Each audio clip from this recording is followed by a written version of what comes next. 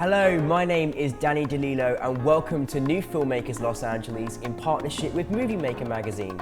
We're here at the Cameron's Los Angeles showroom in West Hollywood and I'm here with Robert Powell and Nicholas Bouier with their movie, The Other Sister. Let's take a look at a clip. I'll check my books.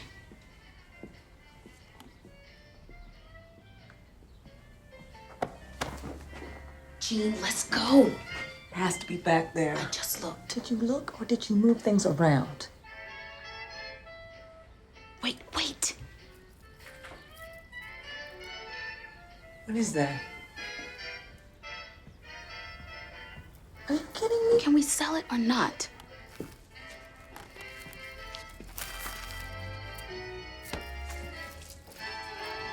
Mr. Vargas, I'm sorry. We can explain. Jean, let's just go. He's gonna call the police.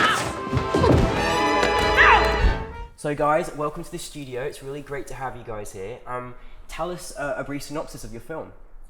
Sure. Well, The Other Sister follows a young woman fresh from prison looking to turn a new leaf and is forced into committing one final crime to aid her sister who is in debt to loan sharks. Well, this movie premiered last night at New Filmmakers, which was absolutely fantastic and such a powerful film. How did you come about the concept of the story? It's a long. Well, the first half of it was that the AFI conservatory where we both went. The thesis process is typically a long storytelling and script beating out process. And in the early stages, it was a completely different story. But working with our advisor, she advised me to kind of figure out where some things were in the older story that I could personally attach to. So there were a lot of things that I pulled in relation to the relationship that I have with my brothers and things that have always been back and forth and tense relationships. It's never actually led to the unfortunate circumstance that happens in the film, but it's always a thing of you feel as if you're indebted to this person because they're your family, but at the same time you have to understand when that runs out. Right. Yeah, Nicholas and I, at the beginning of 2011 or 2012, I guess, we realized we wanted to work together, and we set up a pretty solid foundation around us with several great filmmakers, and we flushed out several ideas. Started off with period pieces, moving into sort of present time, and universal themes of sort of regression and love and loss, and sort of just family tragedy was always sort of apparent in our films and something we wanted to get across. Yeah. I mean, the casting just seemed like pitch perfect. How did you come across those two sisters? They were brilliant. Yeah, we got very lucky and got this casting director named John Buchan, who is Sarah Polly's brother, and he's just absolutely brilliant. Really fell in love with the script and really guided us. We were really adamant about all black cast early on, and he just directed us to some talent that we obviously would never have found without him.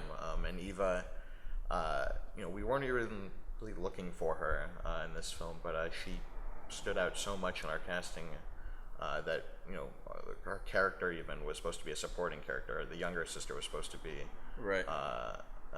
Khalila's character. Sarah was supposed to be our main character, but throughout halfway through filming, we realized that the process needed to change, and as a result, we had a bit of metamorphosis on set where the story actually was, changing in front of us for the better. So it's both of them extremely strong actors, but in the finishing of the film, as well as how we said on set, start to see that the story was more so molding toward who this character was and what it is that she was looking to achieve. And based on that, we went and did a fair amount of rewrites to make the story more of her angle and more of her point of view. I think what's so amazing is because I said it's family and how far you would go to help your family member, and an incredible journey that both the sisters go on throughout the film. Did they what sort of things you do as a director to kind of help them develop that process? A lot of it was just with Eva, who plays the lead. A lot of it was trying to find a common bridge where we both could understand where family comes from, and knowing when to step back and knowing when to be involved. And then with Kalila, because I'm the youngest in my family, it was a little bit easier in that as well, of that idea of what does it mean to be the youngest but also try to be an adult. Yeah. And try to make the choices that are smart as an adult, but at the same time you make mistakes because you're still the baby, for better or for worse. So a lot of talk about character and talk about where they came from. Just conversations prior to the shooting that actually helped in that. And then just being open once it actually comes to set and being available to make adjustments if necessary. Now, I mean, I'm sure there were, didn't appear to be, but what would you say were some of your biggest challenges making this film? Oh, well, you know, financing first and foremost. You know, but you know, honestly, finding the voice of it. You know, this. You know, we spent a really solid year soul searching for this script. Yeah. And we were so attached to a few earlier scripts than you know, we really couldn't do, just because, you know, what we were first originally trying to do a historical period piece that just wasn't Quite a jump, isn't it? You yeah, just well, made, it's just, you know, it just wasn't quite feasible at under $100,000, and not really, you know, a dollar amount we were really comfortable pursuing. So we really just boiled down the pieces of that and ended up making a film that not only was more intimate and personal, but it just, you know, it became more of a character piece and not something that was sort of trying to be a visual stunner. And that helped us. And it actually, our cinematographer, Ludwig Lindenkogel, he was sort of walking on eggshells at the beginning, and it was really, you know, throughout the script process was really allowed to just create a really awesome, you know, gritty visual style that only enhanced the film. So it really just, you know, I would say I completely agree in that it's the most of our conflict, if any, was the aspect of finding story and finding the voice of the film. That was where so much of the attention was placed, and because of that, that's where we had the most clashing, if you will. And as he said, so many reiterations of the story. It's amazing because, you know, you also, you know, touched on a subject that I think everybody can relate to, and, you know, again, you want to teach things in the power of the moving image, and, you know, you guys did that, and I think that's incredible, which is no reason. It's always interesting to see people's reactions, you know, like the audience and see how they felt. And I know everyone was kind of very touched by, you know, by the story. So Robert, you're from Chicago. Nicholas, you're from Detroit. That's amazing. You moved all the way to LA. What's next for you guys individually?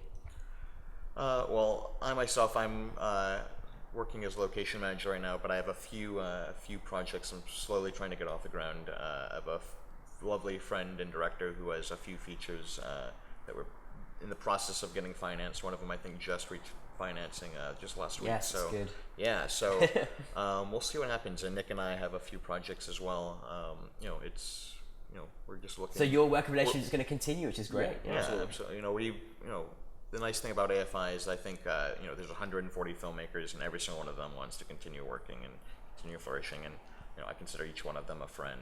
And you know, I think, you know, the nice thing about AFI is that you come out with a network full of filmmakers who are always wanting to create and always wanting to work with friends. Yeah, absolutely. And what about for you, Nicholas? What's next for you? I have another short that I've just completed that's doing a festival, or rather is living a festival life right now, by the name of Counter.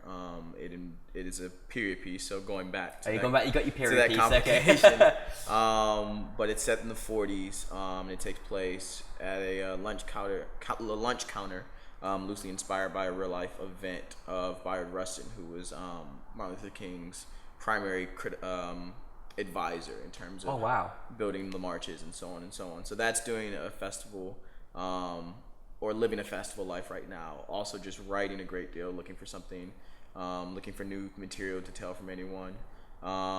In the process of writing, or rather giving notes on another short to possibly shoot by the end of this year. And I'm talking to someone to direct some theater in June, but don't know. It's kind of up in the air. You guys are busy. Well, there's no wonder. They're both very smart and very talented, and it's been a real pleasure to have the other sister in our film festival, and we very much look forward to your work in the future. So thank you very much for joining us. Thank you so much for having us. Thank you.